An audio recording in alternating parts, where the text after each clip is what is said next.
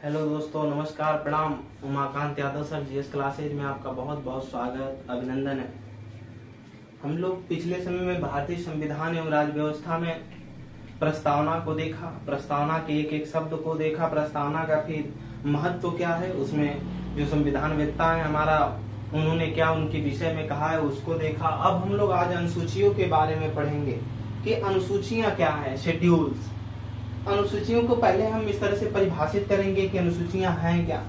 तो देखेंगे, अनुसूची जो है संविधान के अंत में दी गई उन विषयों का संग्रह है। संविधान अनुसूची संविधान के अंत में दी गई उन प्रावधानों का संग्रह है या उन विषयों का संग्रह है जो किसी एक अनुच्छेद का या उस विषय का क्या करता है, व्याख्या करता है। कैसे?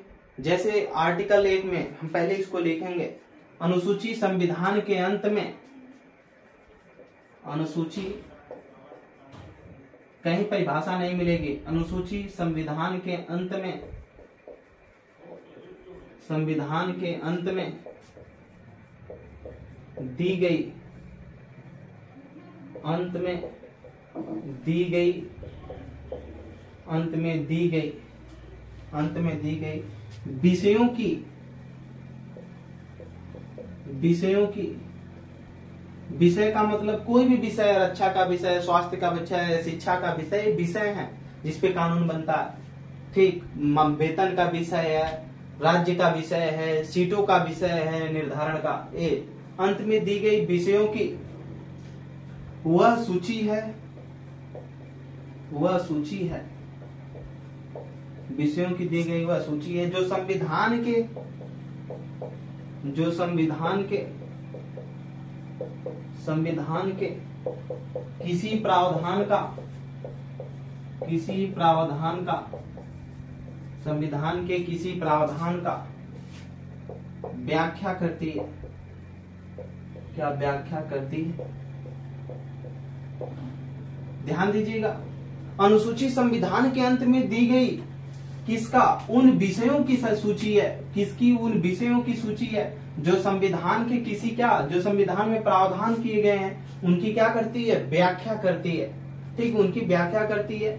जैसे एग्जाम्पल में देखेंगे, एग्जाम्पल जैसे आर्टिकल 1, आर्टिकल 1 में क्या दिया गया है कि भारत राज्यों का संघ है, बस इतना ही लिखा गया। अब भारत में कितने राज्य हैं, कब कब कैसे क्या बना, ये सारी चीजों का जो विवरण है नहीं दिया गया।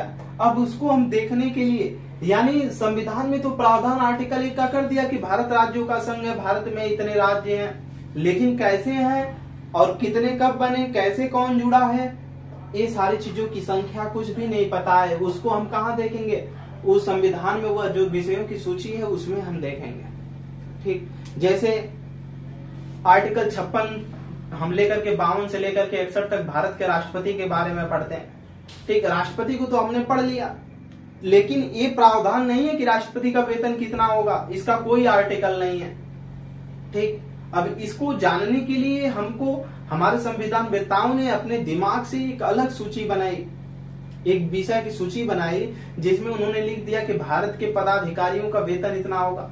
लेकिन अगर वो नहीं ये चीज लिखे रहते, वो सूची का प्रावधान नहीं करते संविधान में, तो जितने भी भारत में पदाधिकारी हैं उनको पढ़ने के साथ साथ उनके वेतन भत्ते को भी पढ़ना पड़ता, और जब पढ़ना पड़ता तो हमको, हमारे लिए एक एक आर्टिकल और बढ़ जाते। इसीलिए उन सब चीजों को रोकने के लिए संविधान के अंत में सूची, अनुसूची जो है संविधान के अंत में ही लिखी गई थी। ऐसे विषय सूची का प्रावधान किया गया, ऐसे विषय सूची का प्रावधान किया गया कि जो संविधान में दिए गए किसी भी प्रावधान का क्या करती है? व्याख्या कर देती है। संविधान में कोई भी अनुच्छेद दिया गया है, उनके अधिकतर अनुच्छेदों का क्या करती है? अनुसूची व्याख्या करती है। ठीक, कुछ लोग पूछ रहे हैं कि सर कौन सी बुक लें, तो बुक के लिए आपको BR एक्ट सबसे बेहतरीन बुक अगर देखा जाए तो जय जयराम उपाध्याय की है, वो ले लें, नहीं तो M लक्ष्मीकांत लेकर के पढ़ते रहे। ठीक, आगे की तरफ हम इसमें देखेंगे अनुसूचियों में। ठीक, लिखेंगे संविधान लागू होने के, संविधान लागू होने के, संविधान लागू होने जब संविधान पूर्ण रूप से लागू होने के समय कब? 26 जनवरी 1950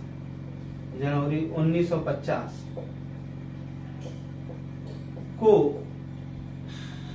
8 अनुसूचियां थी। 8 अनुसूचियां थी। कितना? 8 अनुसूचियां। वर्तमान में कितनी हैं? 12 अनुसूचियां हैं। कितनी? 12 अनुसूचियां। ठीक, हमने देखा कि अनुसूचियां संविधान के अंत में दी गई किसी भी विषय, ऐसा विषयों की वह सूची है जो किसी भी प्रावधान की व्याख्या करती है। ठीक, यानी जो प्रावधान संविधान में दिए गए हैं अधिकतर की व्याख्या करती है। भारत के पदाधिकारी हैं, उनका वेतन भत्ता अगर हम निर्धारित कहीं भी आर्टिकल में नहीं किया गया, अगर किया जाता तो एक एक अनुच्छेद और बढ़ जाते। इसीलिए उन प्रावधानों का जो विषय दिया गया चल करके एक सूची में दे दिया गया लास्ट में। आर्टिकल 1 में भारत राज्यों का संघ है। ठीक, भारत राज्यों का संघ है। अब कितने राज्य हैं, कितना क्या है, कैसे कौन जुड़ा है, ये सारी चीजों का प्रावधान इसमें नहीं किया गया, उसको अनुसूची 1 में किया गया। ठीक, तो संविधान लागू होने के समय 26 जनवरी 1950 को हमारे संविधान में 8 अनुसूचियां थी। वर्तमान में 12 अनुसूचियां हैं। 4 जो जोड़ी गई हैं उसको भी देखा जाएगा। एग्जाम की दृष्टि से लगभग सभी महत्वपूर्ण हैं, कभी कभी ना हमेशा पूछ लिए जाते हैं। तो हम लोग अब अनुसूची प्रथम देखेंगे। अनुसूची फर्स्ट कौन? अनुसूची 1।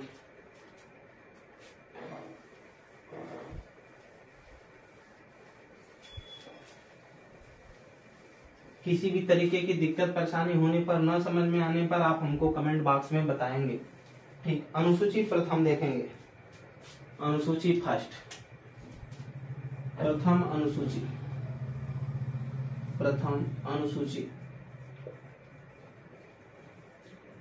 ठीक, प्रथम अनुसूची में देखेंगे सभी राज्यों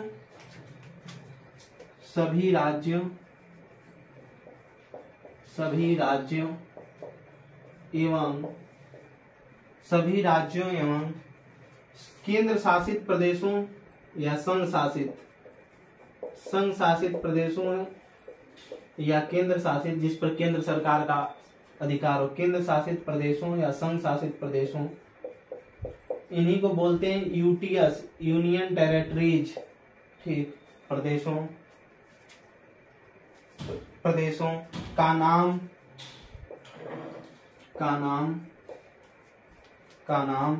एवं उनका अधिकार क्षेत्र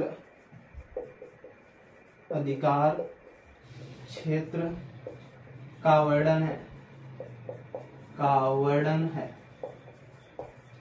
ठीक, उनका नाम एवं अधिकार क्षेत्र का वर्णन है। ये देखिएगा जुलाई 1956 में, ठीक, देश की आजादी के बाद भारत में 14 राज्य थे एवं 6 केंद्र शासित प्रदेश या संघ शासित प्रदेश, केंद्र शासित प्रदेश, इतने थे प्रदेश। ठीक, इसके बाद 2 जून 2014 को भारत में 29 राज्य, 8 केंद्र शासित प्रदेश थे। 8 केंद्र शासित प्रदेश थे।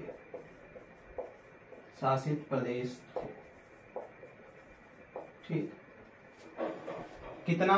29 राज्य और 8 केंद्र शासित प्रदेश। 14 राज्य और 6 केंद्र शासित प्रदेश पहले थे। लेकिन आगे अगस्त 2019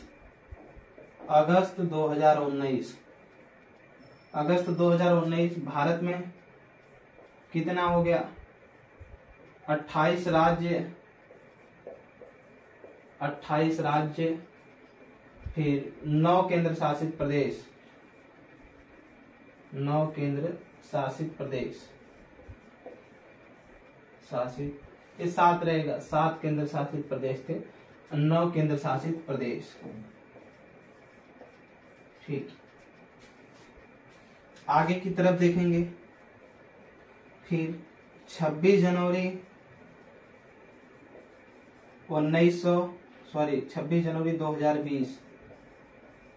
2020 को भारत में 28 राज्य, 8 केंद्र शासित प्रदेश, 8 यूटीएस हो गए। वर्तमान में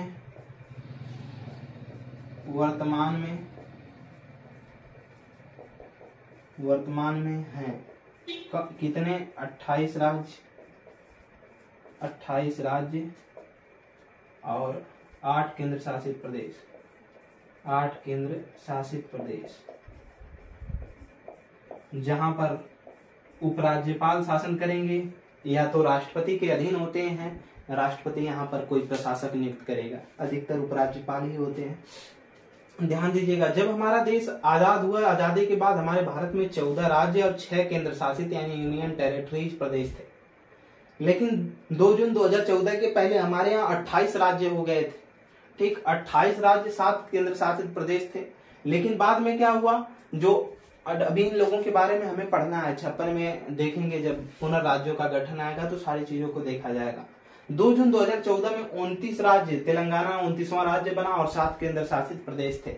लेकिन आगे चलने के बाद अगस्त 2019 में जो 29वां एक राज्य था, 29 राज्यों में जम्मू कश्मीर को 2 भागों में बांट दिया गया और उसको केंद्र शासित प्रदेश का दर्जा दिया गया। जम्मू कश्मीर में जब 370 धारा हटी 5 अगस्त 2019 को, तो जम्मू कश्मीर को 2 भागों में बांटा गया। कौन कौन सा? एक तो जम्मू कश्मीर और दूसरा केंद्र शासित प्रदेश के रूप में ही लद्दाख को बनाया गया, जिसकी राजधानी लेह हुई। और जम्मू कश्मीर की राजधानी, 2 राजधानियां, एक तो जम्मू और एक श्रीनगर। ठीक, तो 2 प्रदेश बने जम्मू कश्मीर को बांट करके, एक लद्दाख बना और एक जम्मू कश्मीर। कब? अगस्त 2019 में। तो 29 राज्यों में से जम्मू कश्मीर पहले अलग हुआ तो 28 राज्य बचे और जम्मू कश्मीर फिर गया तो 2 भागों में बट गया और दोनों यूनियन टेरिटरीज बने यानी केंद्र शासित प्रदेश बने। तो 7 और 2 जो बढ़े वो 9 हो गए, यानी 28 राज्य 9 केंद्र शासित प्रदेश हो गए। फिर आगे देखेंगे 26 जनवरी 2020 को क्या हुआ, जो 2 केंद्र शासित प्रदेश थे। ठीक, 28 राज्य तो रहेंगे जो पहले थे, फिर इसमें से जो 9 थे उसमें से एक जो दादरा नगर हवेली था, एक केंद्र शासित प्रदेश, और एक दमन दीव था, दोनों के एक में मिला दिया गया। दादरा नगर हवेली और दमन दीव को 26 जनवरी 2020 को राष्ट्रपति के कहने पर सहमति से मिल गया, संसद के कहने से। तो 28 राज्य और 8 केंद्र शासित प्रदेश हो गए। वर्तमान में 28 राज्य हैं और 8 केंद्र शासित प्रदेश हैं। ठीक, इसको याद रखेंगे। आगे की तरफ हम चलेंगे अनुसूची 2 पर। तो हमने अनुसूची प्रथम में देखा कि सभी राज्यों एवं जो यूनियन टेरिटरी जैसा शासित प्रदेश है उनका नाम है एवं उनका अधिकार क्षेत्र कहां तक होगा, ये है। आगे की तरफ हम देखेंगे और याद रखिएगा आर्टिकल 239 क्लाज ए के तहत, आर्टिकल 239 क्लाज ए के तहत दिल्ली को राष्ट्रीय राजधानी क्षेत्र का क्या दिया गया, दर्जा दिया गया। कई बार पूछा जाता है कि दिल्ली को राष्ट्रीय राजधानी क्षेत्र का दर्जा किस संविधान संशोधन के द्वारा दिया गया है, तो 69वां संविधान संशोधन के द्वारा दिया गया। ठीक, जो कि 1991 में हुआ था। आगे की तरफ हम देखेंगे दूसरी अनुसूची। दूसरी अनुसूची।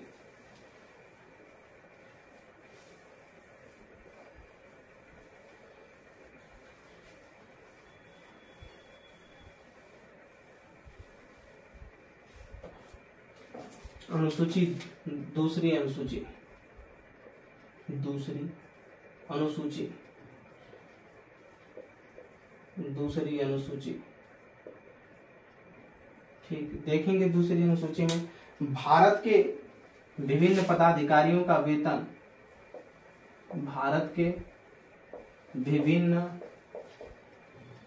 पदाधिकारियों का वेतन, पदाधिकारियों का वेतन। भारत के जो विभिन्न पदाधिकारी हैं इनके वेतन के बारे में बात किया गया है। राष्ट्रपति, राज्यपाल, राष्ट्रपति और राज्यपाल। फिर इसके बाद उपराष्ट्रपति। उपराष्ट्रपति का वेतन 0 होता है, वेतन 0।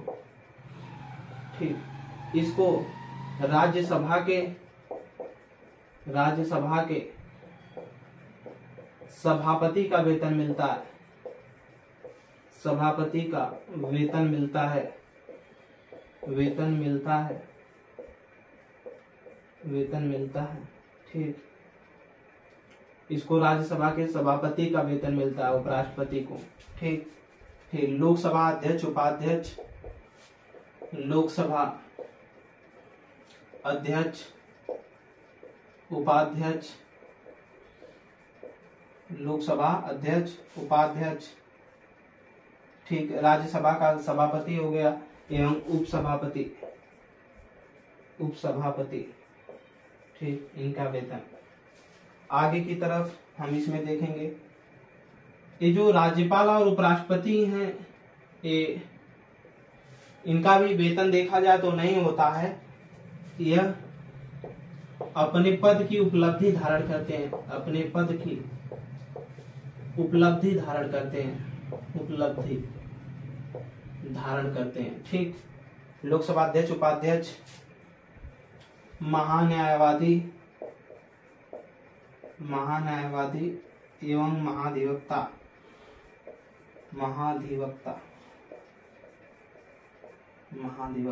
इनको रिटेनर दिया जाता है। क्या दिया जाता है?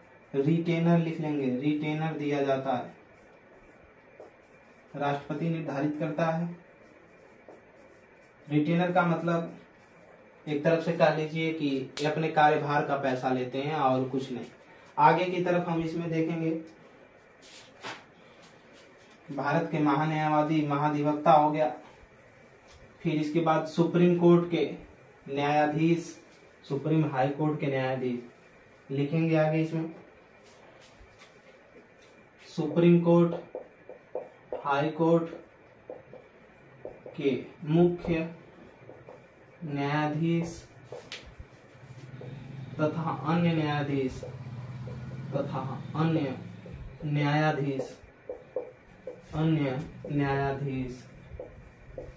ठीक, भारत के महान्यायाधीश, महाधिवक्ता को देख लिए। नियंत्रक महालेखा परीक्षक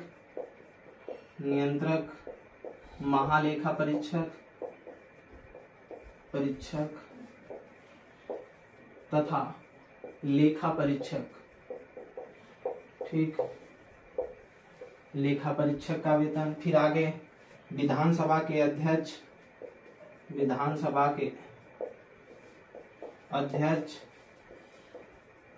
उपाध्यक्ष। फिर विधान परिषद के सभापति, उपसभापति। विधान परिषद के सभापति,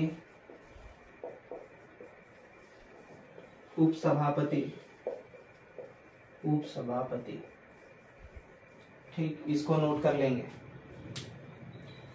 और हमने बताया महान्यायाधीश और महाधिवक्ता को क्या दिया जाता है? रिटेनर दिया जाता है। वो राष्ट्रपति तय करता है कि इनका वेतन कितना होगा। रिटेनर का मतलब एक उपलब्धि है। आगे की तरफ देखेंगे हम अगली अनुसूची 3।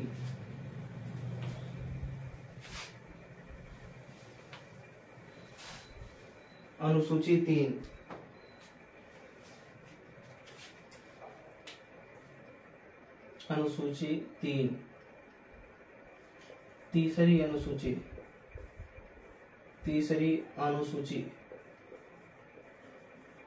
अनुसूची देखेंगे। इसमें हम भारत संघ के विभिन्न पदाधिकारियों, भारत संघ के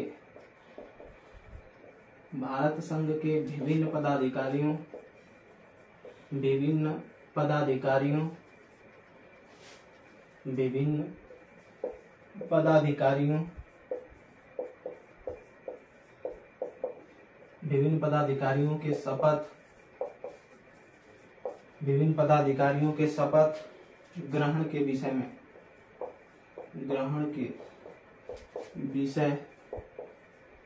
में उल्लेख।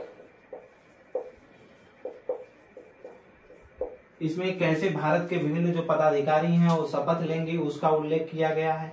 जैसे में पहला है संघ का मंत्रिपरिषद, संघ का मंत्रिपरिषद,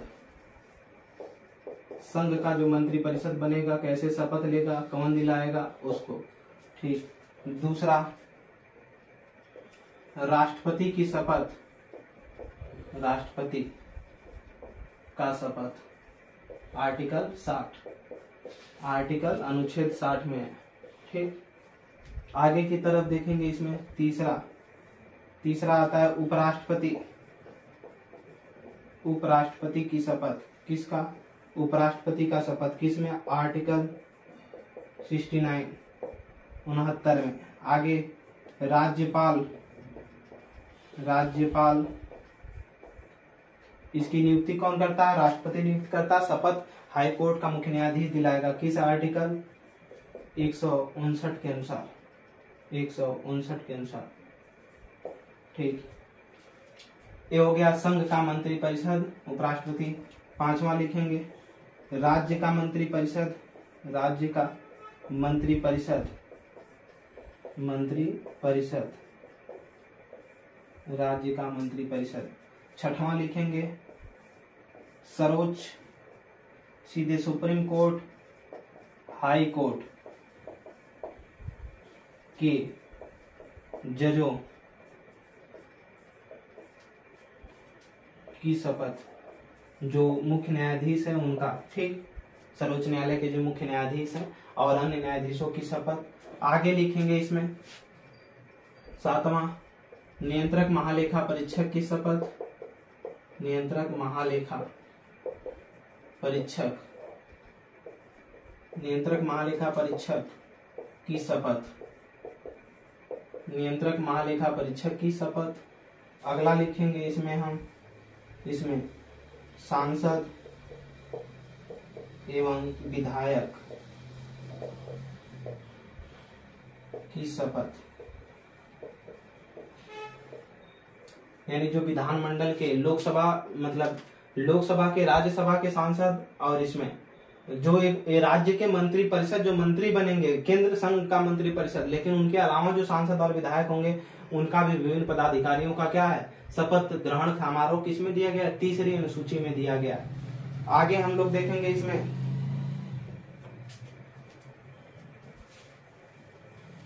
और याद रखिएगा लोकसभा के जो सदस्य को शपथ नहीं दिलाया जाता, क्योंकि पहले प्रोटेम जो होते हैं लोकसभा में, जो स्पीकर बनाए जाते हैं, लोकसभा का अध्यक्ष जो बनता है वो पहले ही शपथ ले चुका होता है। हमारे कहने का मतलब ये है कि जो लोकसभा का अध्यक्ष बनाया जाएगा या विधान परिषद का अध्यक्ष, विधानसभा का अध्यक्ष बनाया जाएगा, वो पहले एक बार लोकसभा का सांसद होगा तो सांसद के रूप में एक बार पहले शपथ ले लेगा, तो फिर जब उसको अगर अध्यक्ष बना दिया जाएगा तो शपथ लेगा ही नहीं। फिर अगर यदि कोई प्रोटेम स्पीकर है, प्रोटेम स्पीकर का मतलब है जब नई सरकार का गठन होता है तो अधिकतर सीनियर व्यक्ति को चुना जाता है, उसमें से राष्ट्रपति उसको प्रोटेम स्पीकर बनाता है, नहीं अस्थायी अध्यक्ष बनाता है कि सभी सांसदों को क्या करे, वो शपथ दिलाए। इसीलिए प्रोटेम स्पीकर की नियुक्ति की जाती है। तो अगर वो प्रोटेम स्पीकर है तो वो पहले राष्ट्रपति एक बार उसको शपथ दिला चुका है, फिर अगर वो दोबारा अध्यक्ष बन जाता है, वही प्रोटेम स्पीकर बन जाएगा, तो उसका कोई भी मतलब नहीं होता है, क्या बोलते हैं उसको, ये शपथ नहीं होगा उसका।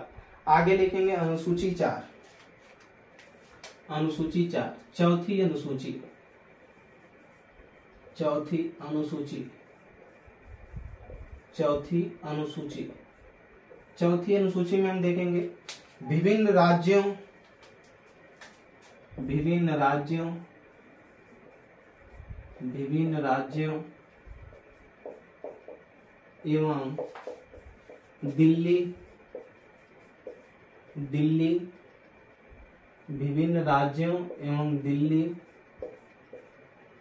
तथा पुदुचेरी, दिल्ली तथा पुदुचेरी, दिल्ली तथा पुदुचेरी विधान सभाओं का विधानसभाओं का, दिल्ली तथा पुदुचेरी विधानसभाओं से राज्य सभा की सीटों का आवंटन